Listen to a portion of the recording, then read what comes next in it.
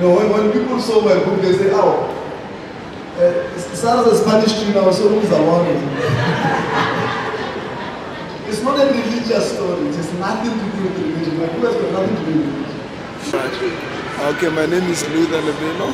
I'm here to launch my book. I'm here at Exclusive Books Mall of Africa, launching my book called Consciousness of God. It's a book that talks about my little short life, my life at, in particular, revenue services, a little bit about the story that has been all over the place in South Africa about the SARS work unit, putting facts and figures there, and it then talks about what I call the 4 cardinal questions. Why are we here? Where are we? What is our purpose? And how do we achieve our purpose on earth? And that is presented through quantum science, it's presented through philosophy, it also presented through biblical scriptures, not religion, biblical scriptures, because the Bible is not a religious book, it's a consciousness book. So I'll demonstrate how quantum science exactly says exactly what the Bible says. So that's an exciting book. Feel free to have a copy and enjoy. And how are you feeling now? Because I mean, it's a long process to get up to here.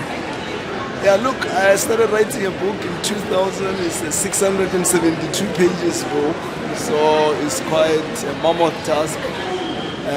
I know when I was writing it, I have to be in a different zone and come back from that zone. So when people ask me now, when did you get the time? I don't even know when I got the time.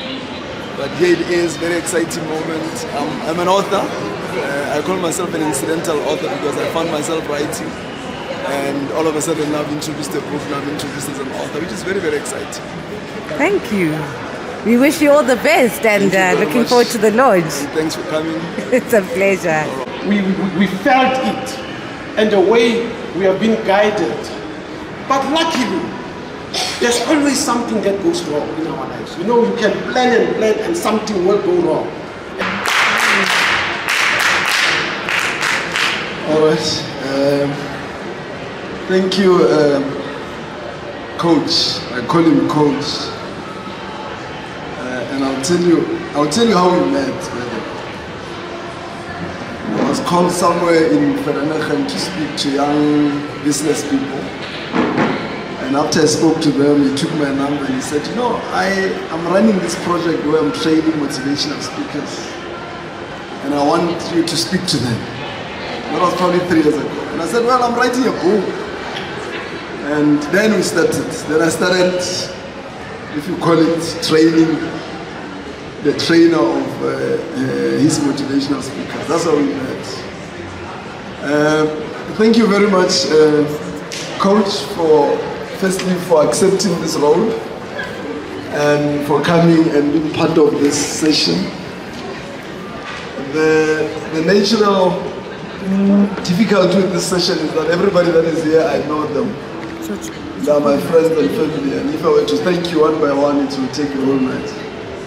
But let me thank, first let me thank my children, or let me start with my mother. How do I start with my children? It's a risk. So let me start with thanking my mother. My mother, I just wanted to stand up. She bought a new dress, so I want her to see. She must just stand up.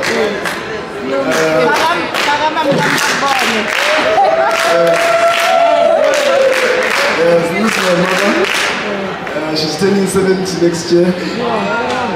We're planning a surprise for her.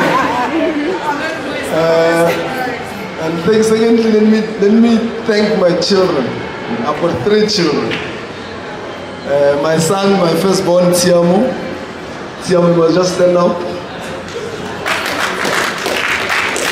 Yes. He'll be turning 24 this year. And I'm mentioning this so that you can start guessing my age. And you keep reminding me.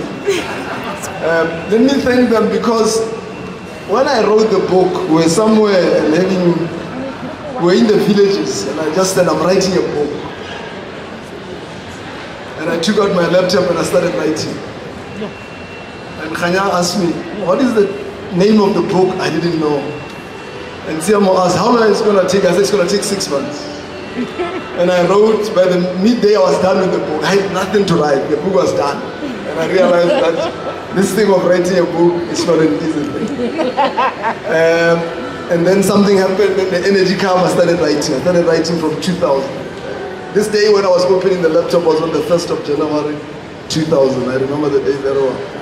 I want to thank them because I started writing a book. I didn't know what I was doing. I didn't know what I was doing, and I think they gave me a sense of something that I should know what I'm doing. So I want to thank them. I want to thank my publisher, May Eunice. She's got a double surname, so I know Molefe. Give me Eunice Molefe Rachel. I hope I'm not confusing it. I really wanted to stand up, and I'll tell you why.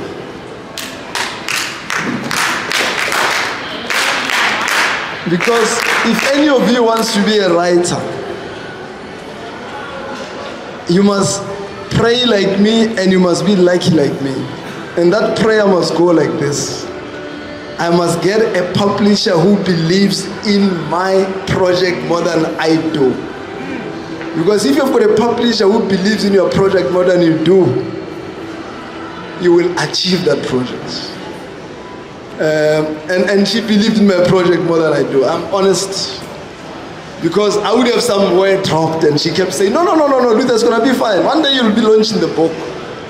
Because it was a very tough write, what I was writing. So I really, really appreciate, all of you are my friends. My friend Shelly here, we're coming a long way. Peach, we're coming a long way.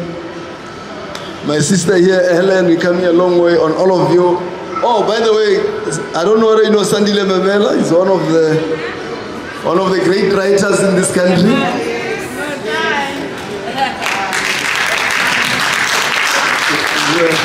He's a poet and he's a writer. He does all these things. Actually, he called me and said, Luther, you must write a book. But he wanted me to write a book about SARS and the rogue unit and Pravin Godar. I didn't like those. But he got me to write a book. And he's the one who introduced me to the publisher, by the way. We used to work together. When I was the spokesperson of SARS, he's the man who will give me 10 interviews a day. He will say, you go to ENCA and then you go to that one and you do 10 interviews a day. This is the man who used to punish me. So I'm very grateful that he's here. Launching a book is not coming here and bothering you with stories. It's a celebration. It's a birth of something that you plant and it comes out the way it comes out. And my book was the same thing. I mean, at the very basic about my book is a 3-series book. So this 672-page book, which I don't know how I wrote, my daughter says, Daddy, you have to be mad because nobody can do this with that straight mind. Because when I finished with the book and I sent it to May, it was 1,100 pages. And I had to trim it to 670. I remember when we were talking to the publisher, they were saying there's no machine that can print this book. So we had to reduce it to where it is. For many, it's still a huge book, but that is the best we could do under the circumstances. So it's a 3-series book. This is just one book. I'm busy writing the second one. I'm going to write the third one. So it's not complete. It's just one of the 3 books. The name of the series is Consciousness of Being. So this one is Consciousness of Being God. There is another one that is going to come called Consciousness of Being the Desire. The third one is going to be called Consciousness of Being Content. So it's a 3-series book. So don't be patient. Be patient with me. I write a lot. I didn't know I can write so much, but I did. And the book, and it's just covered by this, is a wave. The logo of the book is a wave. The book firstly it talks to my little short life. I didn't know I had an interesting life until I started writing.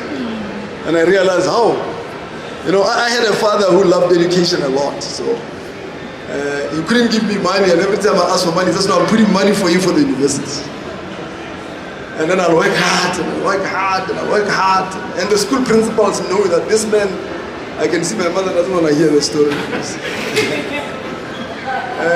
And all he was telling me is putting money for this. Now, everything comes to a point, then I passed my matric. And in that school, I was the best student. So all the teachers are coming home to celebrate me, and my father was not happy. And I was surprised. I'm going to discover that that money that he was putting it had a leak. It looked like it leaked because it was not there. And I had to understand that I want an education. And I took a very difficult decision. You know, at that time, when I passed my matric, you could work in an office with matric. So I thought I'm going to work in an office.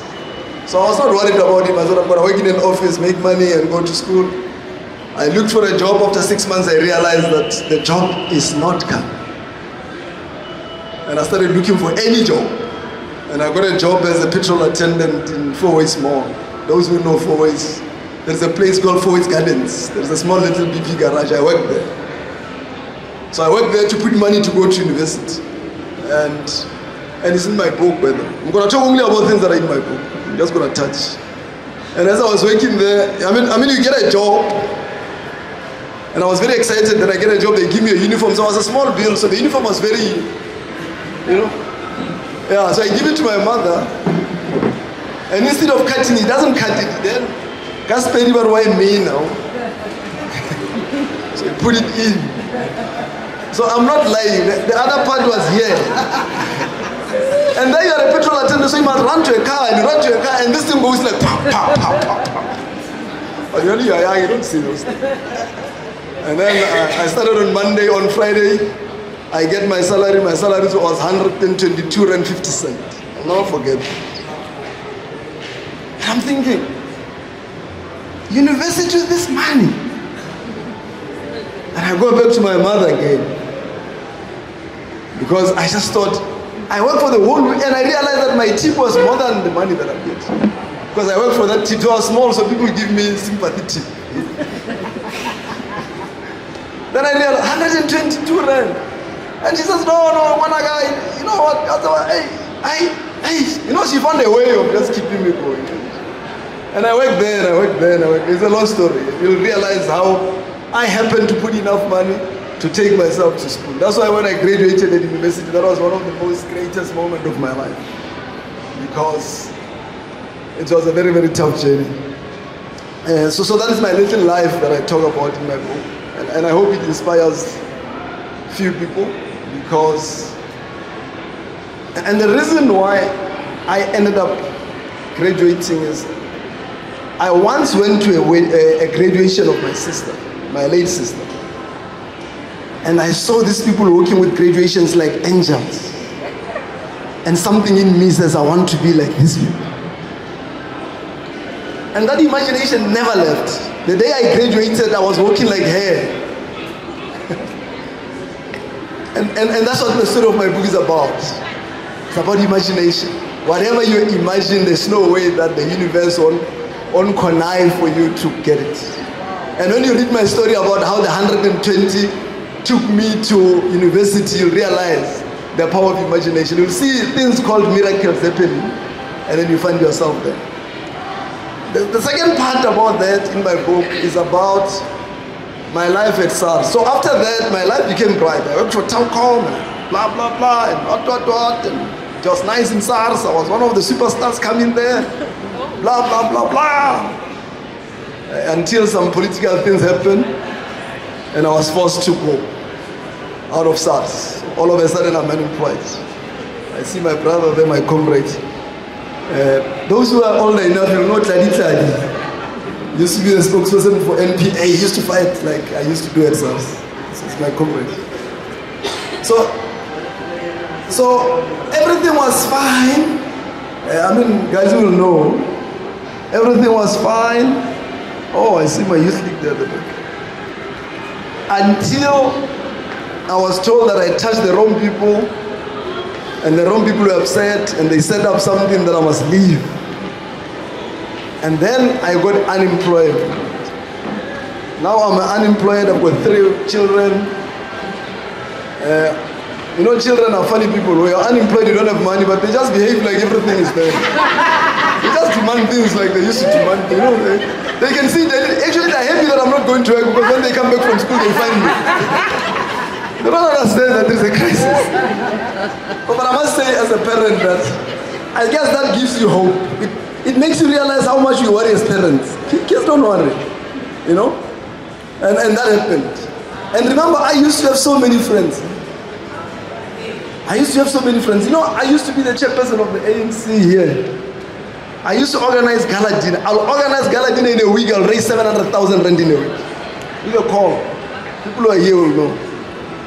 I called people, I could raise 1 million rand in 2 days. But after I fell from grace, you know, I used to choose calls because there were too many calls on my phone. You know? But after falling from grace, I have to check my phone from time to time what is waiting because nobody's calling. You know? You're not going to work. I mean, I've been working for 15 years that time, so I've been waking up at 7 o'clock. It was before working from home. And here I am now. I'm not going to work. So how the mind works, consciousness, where you wake up at 6 o'clock and you have to say, oh, I'm not working. You know? And then friends are not there. Even those that you thought were very, very close, they're not there. And what that did, and this is the reason why I wrote the book, I'm telling you the story so that I wrote the book, is that I had no place to go. I had no friends to talk to. There was only one place I could go, there was only one friend I could talk to, and that was myself.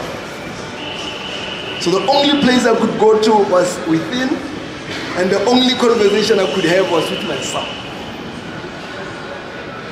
And because I was bored, I read a book by Dr. Joseph Murphy called The Power of the Subconsciousness Mind, the Power of the Subconscious Mind.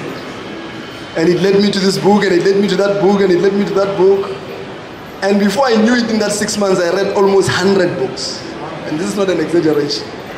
You can read 100 books and not even know how did you read them.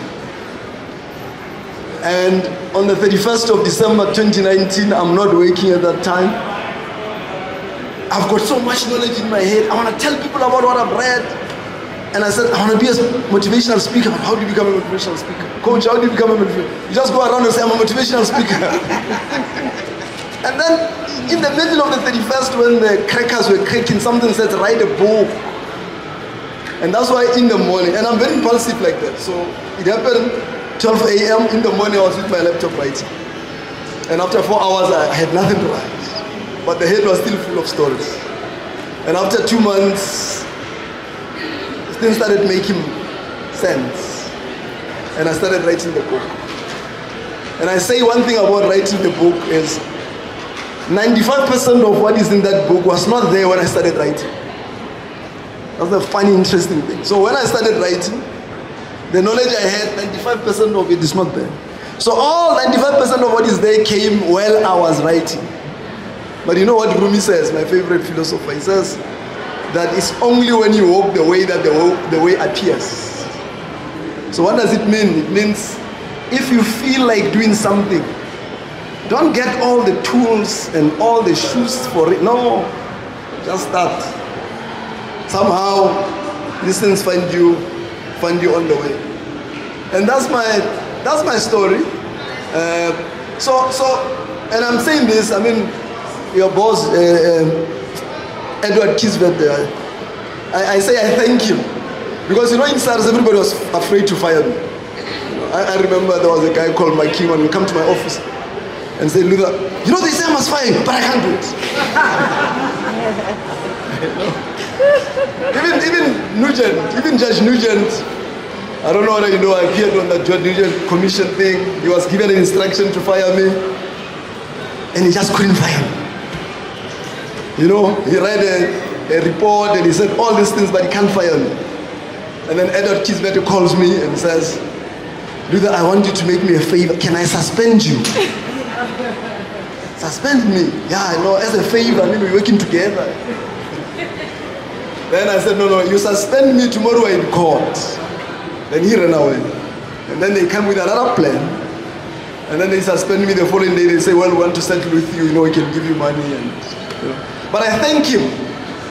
Because I don't think you are privileged until you reach the stage I reached, where you have no place to go, You have no one to speak to but yourself. Because that moment is one of the most peaceful moments. You reach a point where you're not fearful of anything. I reached a point where I was not fearful of losing my house and losing everything. I was just feeling so content about myself. Of course, the last part of the book, which is the core purpose of the book. So what I've just told you now is about 75 pages of this book. So it's a 670 page. So if it's 70 pages of the book, it means 600 is another story. But this is the story, and I must be timed. I used to be a politician many years ago. It's the story about, so when I was reading these books that I was reading, when I was zooming into my life, I could see my life's journey. I could see myself as a child growing. And I could see from working as a petrol attendant, even before then, I mean, I had other stories before then, but working as a petrol attendant, blah, blah, blah, blah. And something told me that there is something that is running in this life of mine. You know, I look at many things that could have happened, many things that didn't happen, and I thought there has to be something that runs my affair. And I started reading these books. And these books told me one thing. And it didn't tell me by word, but I felt it, that the one thing that is running the affairs of your life is this thing called consciousness. And that's why I've written this book called Consciousness. In simple terms, my book is about, I discovered through quantum science. I know, you know classical science, the one of Newton. There's a new one called quantum science. The one of Newton is a bogus science. The correct one is the one that was discovered by Professor Max Planck, called quantum science. And this is what quantum science says in simple terms. It says, the universe and everything under it is nothing but energy. I'm standing here, you think you are seeing a human being, you're not seeing a human being. You're seeing 70 trillion little brains. This chair doesn't exist, this mic doesn't exist, everything is a wave. We are a wave. And this wave has got a thought. Professor Max Planck, if you're the projector, is going to show you. He says there is a force which is conscious and intelligent. And this force creates things through its own image of intelligence. And because you are created by that thought, therefore you are energy. And because you are created in the image of that thought which creates true thought, therefore you create true thought. So your life as it is today, as it was, as it is today, how it's going to be, is the creation of the belief you hold about yourself. And the lights went phew. Then I read other 40 books on quantum science. By the way, I never did one class of science. I remember, you know, when you studied primary school, when you're doing primary school, there is that moment you must choose subject. When you study, you do all the subjects.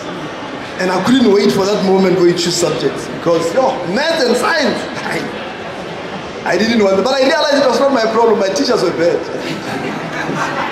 So I never entered this thing called science. It's just, science, they put numbers there, they put this, I wanted to talk, I wanted history, I wanted to know about it. You know, so I never went to a class of science, but I read quantum science and I remember this other, I can be a bit arrogant. And I was listening to some professors talking about quantum science and I was listening to them, I said I can put a better story these guys are talking about. That's how confident I became with quantum science and I wrote quantum. So my book the first section is about quantum science, which is exactly what I've told you.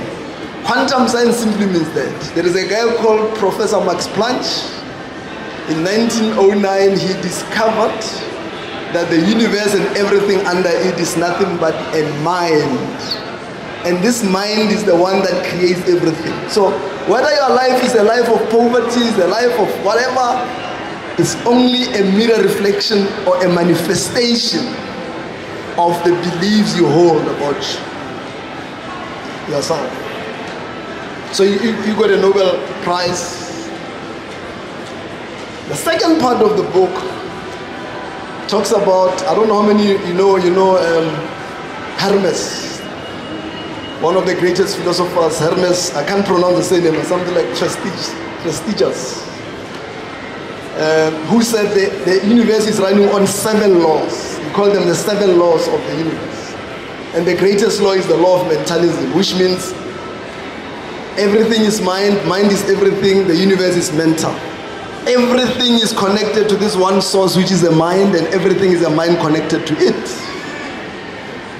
You heard about quantum entanglement.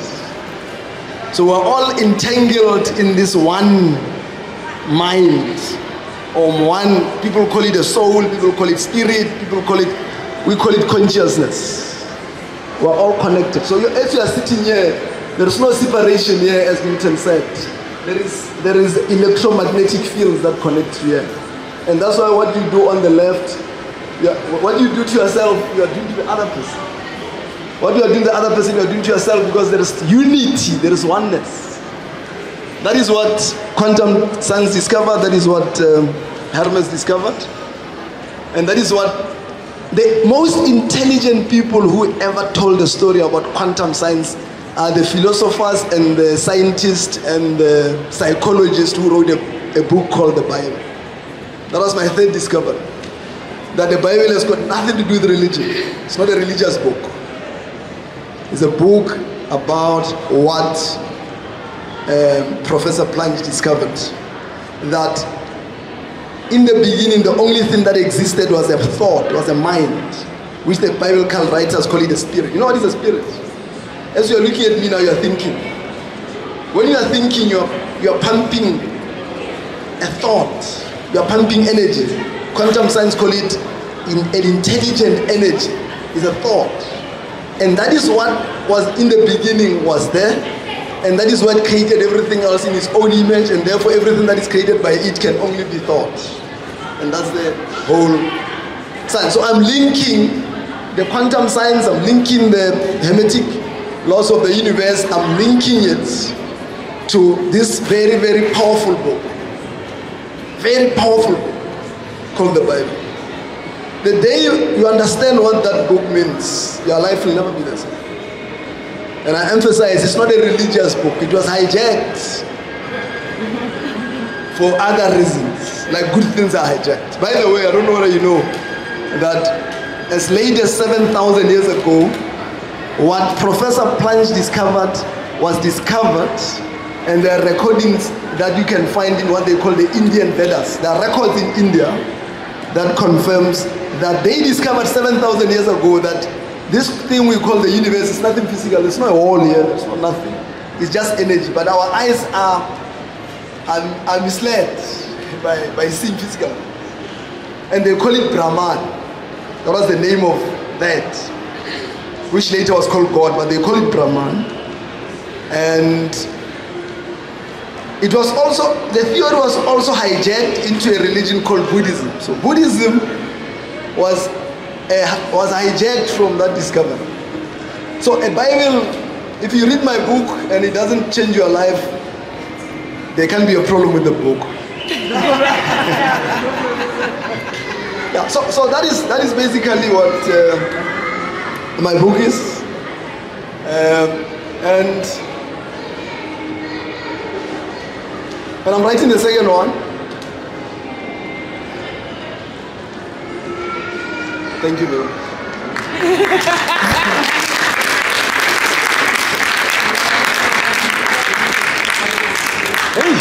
Hey, I'm The name is Sandile Memela, and of course I consider myself a writer and a cultural critic. At the moment I'm in public service, and this is where Luther and I met, although he's the kind of man who is preceded by his reputation. An activist, a freedom fighter, an intellectual. And of course, one is here to celebrate with him this milestone where he has delved deep into his soul and attained a transcendental level where one can even claim that he arrogantly assumes to be at a God level. But this is not something that is foreign. And I think the significant thing about the event and the book itself is that it brings us closer to our soul, to our spirits, above all our mind, and hopefully makes us realize that the mind is everything, because that's where everything begins. And what we see happening or not happening in our lives is actually a manifestation of our thoughts. So it's very important for people to seriously ponder, to consider what happens between their ears, because that is exactly what will determine your fate, your future. I live for books, so I didn't even know who Luther was when I met him. Ladies and gentlemen, And look at your pen. therefore, when he So came now, to please me, tell me, I want to go deeper into the issue what of I knew was the 7 that laws. I need to handle him with You care. said something about The this. person that Like children like me, take them to school, get old, go to your pension and die. And when you do that, my mother tells people, "Well, my son is very successful. He was even on TV." Because that's how they define success. But is that success for who? If God and Jesus and the kingdom are sitting within you, where should you direct your prayers? You must direct your prayers within you. So that's the whole concept of consciousness. So I've summarized my book. So all he says is that this God does not do the work you want him to do because you are not recognizing him. You are not conscious of his presence within you. And conscious of God as you read the book is to help you to recognize it. Because when you recognize it, all these miracles. Now, the concept, Tiamo, is like this. You know when I wrote the book, let me actually is a good example. When I wrote the book, I didn't tell anyone until I finished the book. And the reason why I didn't tell anyone, and this is the lesson, by the way, I want you to learn, is that you're going to meet people who will say, a book. You're wasting your time. I know another author who tried and he failed. Right? And they're not jealous. They're just expressing their own fears. Because a lot of people are just expressing their own fears. So if you come to me, I tried the diesel business after they told me Praveen is going to close all the things. Yeah, no, let's keep to the topic. Okay. Yeah. Let's leave Praveen for now. Okay, let me answer the question. Okay, answer the question. It's because all that message means is that once you know, when I was writing the book, I could feel it here. Mm-hmm. And I knew nobody will understand what I'm feeling. Once you are in that state, stop telling people because they're going to discourage you. And that verse is everywhere. He says, the same Jesus says, now that I've given you the word, go and spread it, but don't greet anyone. He gets people with their eyes, he fix their eyes, and he says, I'll fix the eyes, don't tell anyone. Because once you tell anyone about the eyes that are fixed, metaphorically, they're going to say, the eyes, in 2 weeks, they'll be blind. And then what does it do to your consciousness? You start to believe that it was temporary. And because you manifest your beliefs, that's temporary. Thank you so much.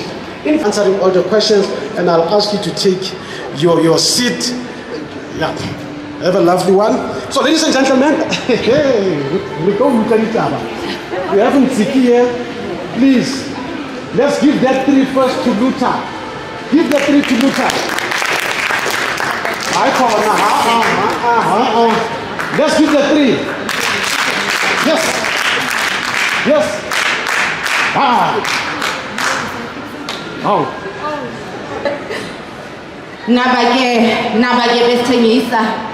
Nabake besithengisa nababenqoba amalebhu behamba ngemishini bethengisa amaphupho omntana omnyama ngesente emdaka cabanga lena besingalindelanga naba besenza le-education besenza i-slaves ale system ingasebenzeli.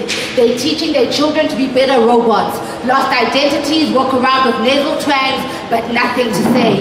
A broken legacy of a people giving away too much in order to fit in.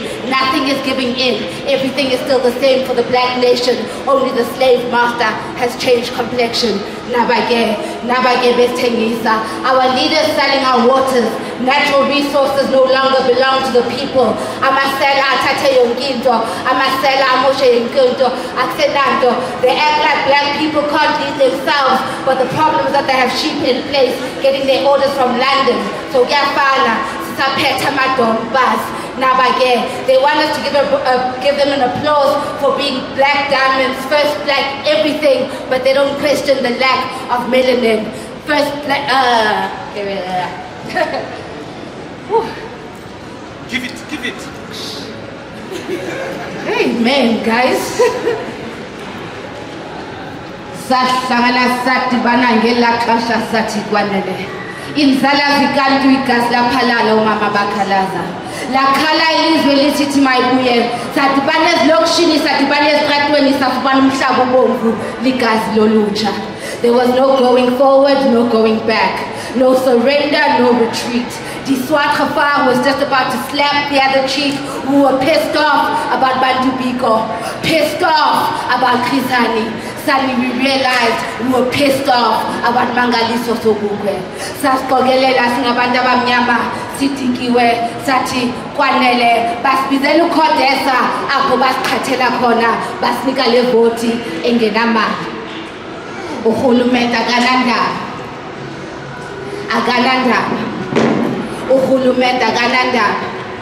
The economy was kept in place and enriched. A few house slaves were allowed to sit at the master's table. Now ANC no longer had to grovel. They thought they were high and mighty on Twitter screaming Asnavalo until Jesus came back and they realized they were eating crumbs and so they blamed on white capital monopoly. But when they had 2/3 majority, who knows what was stopping them from fixing economic policies? And what's wrong with me for thinking that the government should be looking out for the majority? Instead, Mr. was too concerned with buying a buffalo. He can't own up to Marikana, now he wants us to put a cross next to his face on the ballot. It's a cacophony of buffaloes and ballots, all wrapped up in a green blanket with no apology. Marikana is still bleeding, leaking like the state entities that public servants are sucking dry. My leaders are more concerned with labels than basics. Still expensive houses playing white wishes while they pretend that other blacks are not deserving of schooling, service delivery, and sanitation. In the past, the enemy was a different shade to me, but now my reality is the enemy looks exactly like me.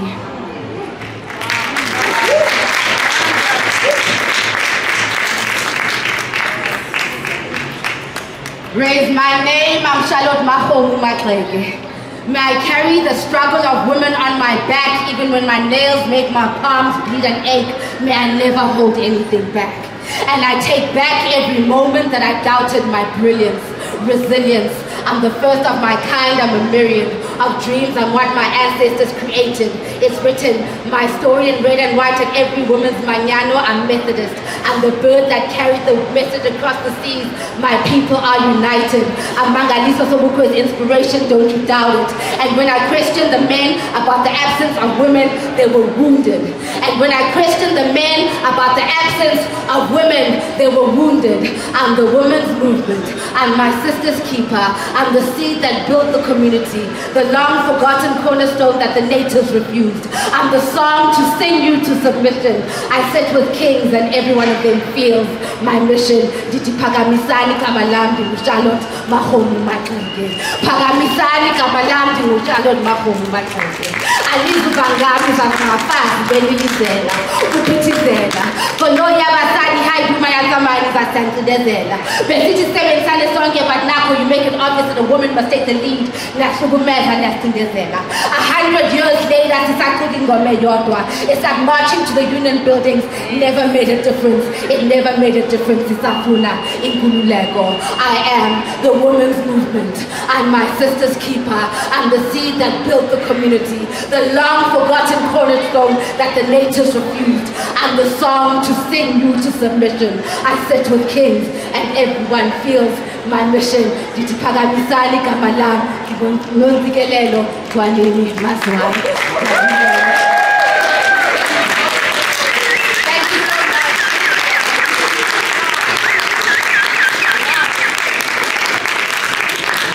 Wow. Ladies and gentlemen,